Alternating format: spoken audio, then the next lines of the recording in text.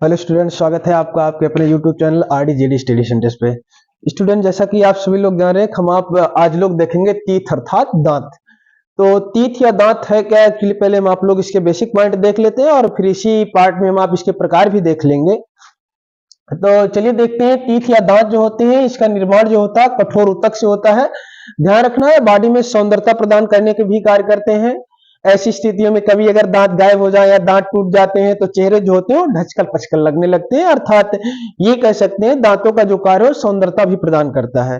दूसरी चीजें तो दांतों की जब भी हम आप लोग बात करते हैं तो दांत जो होते हैं ये कठोर ऊतक के बने होते हैं, जबकि बहुत पहले जब इसका अध्ययन किया जा रहा था तो उस टाइम में बताया जाता था कि दांत जो होते हैं वो हड्डियों से बने होते हैं, जबकि ऐसा कुछ नहीं है। दांतों का जो निर्माण हुआ है वो कठोर ऊतक से हुए हैं। तो दांत का निर्माण जो होता है कठोर ऊतक से होता है और अध्ययन जो होता है ओडोंटोलॉजी कहलाता है। तो जब भी कोई अगर आपसे पूछता है कि दांत का अध्ययन क्या होता है तो आप कहेंगे ओडोंटोलॉजी होता है। छत जो होता है फ्लोरीन से होता है। ध्यान रखना है, फ्लोरीन एक गैस होते हैं, जब भी दांतों में लगते हैं तो दांत झड़ जाते हैं, अर्थात धीरे धीरे पतले होकर के कट करके गिरने लगते हैं या नष्ट होने लगते हैं। तो जब भी क्षति की बात करेगा तो दांतों को क्षति जो होते हैं वो फ्लोरीन से होते हैं। इसका जो बाहरी भाग होता है इनामल का बना होता है, सबसे कठोर भाग होते हैं। तो जब भी अगर पूछेगा कि दांत के सबसे कठोर भाग क्या होते हैं तो सबसे कठोर भाग जो होता है इनामल होता है। और इनामल कैसे भाग है तो बाहरी भाग है। तो दांत के सबसे बाहरी भाग को कहा किया जाता है तो इनामल कहा जाता है। और ये कैसे भाग होते हैं तो सबसे कठोर भाग होते हैं। आंतरिक भाग जो होता है डेंटाइन कहलाता है। बने किसके होते हैं तो कैल्शियम फास्फेट के बने होते हैं। तो जब भी आंतरिक भाग की बात करेगा तो आंतरिक भाग बने होते हैं डेंटाइन के, और डेंटाइन जो होता है ये किसके किसके बने होते हैं तो कैल्शियम फास्फेट के बने होते हैं। तो बाहरी भाग कहेगा तो इनामेल होता है, आंतरिक भाग कहेगा तो डेंटाइन होता है। ध्यान रखना, जैसे अगर आपकी ये दांत है तो इन दांतों में जो होते हैं इसके एक जो है बाहरी भाग होगा और दूसरा जो होता है वो आंतरिक भाग होता है। तो जो बाहरी भाग होते हैं इस बाहरी भाग को इनामेल कहते हैं, जो आंतरिक भाग होता है उस आंतरिक भाग को क्या कहते हैं डेंटाइन कहते हैं। अगला टॉपिक इसमें रहा है दूध के दांत। तो दूध के दांत जो होते हैं वो 20 होते हैं, अर्थात जब भी कभी पूछे कि दूध के दांतों की संख्या कितनी होती है तो 20 बताएंगे। और ये कितने ईयर तक होते हैं तो लगभग 12 वर्ष तक। तो बच्चों में 12 वर्ष तक के दांत जो होते हैं वो लगभग दूध के दांत होते हैं और संख्या कितनी होती है तो 20 होती है।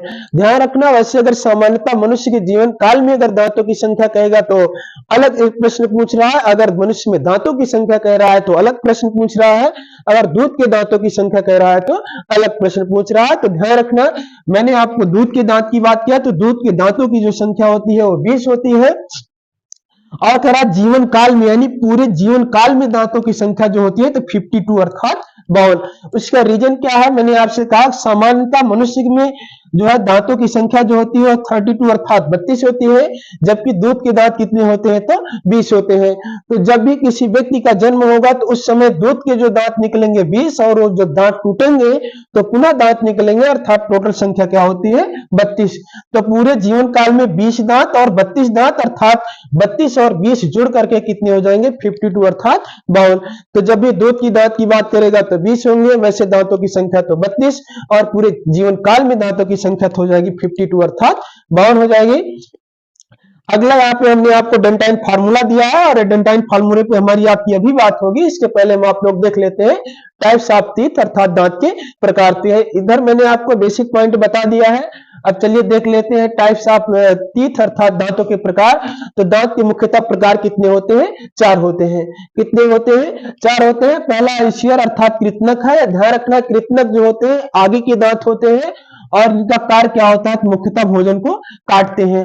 अर्थात जब भी कभी देखे हम आप लोग छोटे बच्चे रहते हैं तो माता जी या बहन कोई भाई हमें आपको रोटी में घी या मक्खन या चीनी ला के दे देता है जिससे हम आप खाते हैं, तो उससे आगे के दांतों से क्या करते हैं काटते हैं। तो ध्यान रखना, ये कृतनक या इंशियर से जो होते हैं भोजन को काटने का कार्य करते हैं और इसको नॉइस टीथ भी कहते हैं अर्थात नाक के दांत। ध्यान रखना, नाक के ये नाक के पूर्णतः नीचे होते हैं और इनकी संख्या जो होती है 4 होती है, इसीलिए इसे नॉइस टीथ भी कहते हैं अर्थात नाक के दांत भी कहते हैं। संख्या 4 नाक के फ्रंट पे पाए जाते हैं। अब ऐसा नहीं किसी की नाक बहुत बड़ी हो तो दूर तक फैली हो, तो ऐसी स्थितियों में नहीं। और सामान्य व्यक्तियों में सामान्यतः नाक का आकार अगर समान है तो इसे नॉइस टीथ भी कहते हैं अर्थात नाक की दांत भी कहते हैं। पहला भाग हमें आपको पता चला इंशियर्स अर्थात कृंतक। तो ये कृंतक जो होते हैं भोजन काटने का कार्य करते हैं और टोटल संख्या इनकी कितनी होती है तो 8 होती है। तो ध्यान रखना, ये मैंने आपको फिगर भी दिखाया है और फिगर में ऐसे अध्ययन करेंगे। यहाँ पे बीच के जो 4 दांत दिखाई दे रहे हैं इंसीजर है अर्थात कृत्नक है, और हम आप लोग फार्मूले के तरीके से अध्ययन करेंगे। तो ये आपके आगे के जो 2 दांत दिखाई दे रहे हैं ये क्या है, कृत्नक है अर्थात इंसीजर्स है। अगला आपका कैनाइन या रदनक है, और कैनाइन ये जो रदनक होते हैं भोजन को फाड़ने का कार्य करते हैं। ध्यान रखना ये जो होते हैं मांसाहारी जीवों में बड़े पाए जाते हैं। मैंने यहाँ पे आकार आपको बड़ा दिखा दिया है। ये जो बड़े आकार में पाए जाते हैं ये कैनाइन अर्थात रदनक होते हैं, और रदनक ज्यादा बड़े किस्म में पाए जाते हैं तो मांसाहारी जीवों में पाए जाते हैं। ध्यान रखना ये भोजन को जो भी खाद्य पदार्थ होते हैं उन्हें फाड़ने का कार्य करता है, और ये बिल्कुल आइस के फ्रंट पे होते हैं अर्थात आंखों के नीचे होते हैं, इसलिए इसे आइस टीथ के नाम से भी जाना जाता है। तो दूसरा कैनाइन या रत्नक आपने देखा, रत्नक का कार्य क्या था, तो भोजन को फाड़ना था, और आपको यहाँ पे मैंने दिखा दिया कि सबसे लंबे होते हैं और मांसाहारी जीवों में भी अधिक लंबे पाए जाते हैं, इसे आइस टीथ के नाम से भी जाना जाता है। चलिए अगला तीसरा देखते हैं। तीसरा है प्रीमोलर। प्रीमोलर को अग्रचौणक भी कहते हैं, और अग्रचौणक का मुख्य कार्य क्या होता है, चबाना। ध्यान रखना ये जो कैनाइन मैंने एक आपको दांत दिखाया, उसके बाद मैंने 2 दांत यहाँ पे बनाए हैं। ये जो 2 दांत आपको बना के दिखाया है ये आपका प्रीमोलर। तो प्रीमोलर जो होते हैं अग्रचौणक होते हैं, भोजन को चबाने का कार्य करते हैं। ध्यान रखना जब कोई छोटा बच्चा जिसका विकास हो रहा होता है उस टाइम उसमें प्रीमोलर नहीं होते हैं। तो प्रीमोलर नहीं होते हैं तो मैंने यहाँ पे लिख दिया है कि बच्चों में प्रीमोलर नहीं पाए जाते हैं। तो ये मैंने आपको दिखा दिया कि प्रीमोलर और प्रीमोलर की एक तरफ संख्या कितनी है, 2 है। तो ये प्रीमोलर मैंने आपको दिखाया बच्चों में नहीं पाए जाते हैं। इसे चीक टीथ अर्थात गाल के दांत भी कहते हैं, क्योंकि ये पाए कहां जाते हैं, तो गाल में पाए जाते हैं। तो गाल के अंदर पाए जाने की वजह से इसे चीक टीथ भी कहा जाता है अर्थात गाल के दांत भी कहे जाते हैं। चौथा आपका मोलर रहा है। मोलर जो है इसे चौड़क कहते हैं, ये भोजन को चबाने का कार्य करता है। प्रत्येक तरफ मोलर की जो संख्याएं पाई जाती है वो कितनी होती है, 3 होती है। ये मोलर जो होते हैं बच्चों में पाए जाते हैं, लेकिन थर्ड अर्थात लास्ट मोलर जो होता है ये बच्चों में नहीं पाया जाता है, इसीलिए इसमें मैंने बताया कि थर्ड मोलर बच्चों में नहीं पाए जाते हैं। और ये जब निकलते हैं दांत तो इसे अक्ल दाढ़ भी कहते हैं, अर्थात जब भी जिम्मेदारियों की बात करें या बुद्धि के विकास की बात करें तो ये दांत निकलते हैं तो बताया जाता है कि अक्ल दाढ़ अर्थात बच्चा क्या है, अब विकसित अवस्था में पहुंच रहा है, और विकसित अवस्था में पहुंचने की वजह से इसे अक्ल दाढ़ के नाम से भी जाना जाता है। एक तरफ संख्या होती है 3 तो दोनों तरफ संख्या होगी 6, और जब दोनों तरफ संख्या होगी 6 तो कुल संख्या जो होती है 6 दूनी 12 हो जाती है। तो ध्यान रखना दांतों के प्रकार जो होते हैं 4 होते हैं, इंसीजर, कैनाइन, प्रीमोलर और मोलर। इंसीजर्स, कैनाइन, प्रीमोलर और मोलर अर्थात कृत्नक, रदनक, चौड़क और अग्रचौड़क। कृत्नक, रदनक, चौड़क और अग्रचौड़क। अब ध्यान रखना फार्मूला में मैंने इंसीजर्स, कैनाइन, प्रीमोलर, मोलर लिख दिया है। डेंटाइन फार्मूला भी इसे कहते हैं। डेंटाइन फार्मूला देखने से पहले अब आप देखेंगे ये दांतों का एक निचला या ऊपरी कोई भी पार्ट मान लीजिए दांतों का निचला पार्ट है। अब निचले पार्ट को मैंने आधे भागों में डिवाइड कर दिया है। अब ये किनारे से चलते हैं तो देखिए इंसीजर्स अर्थात कृत्नक है। अब कृत्नक की संख्या कितनी है, 2 है।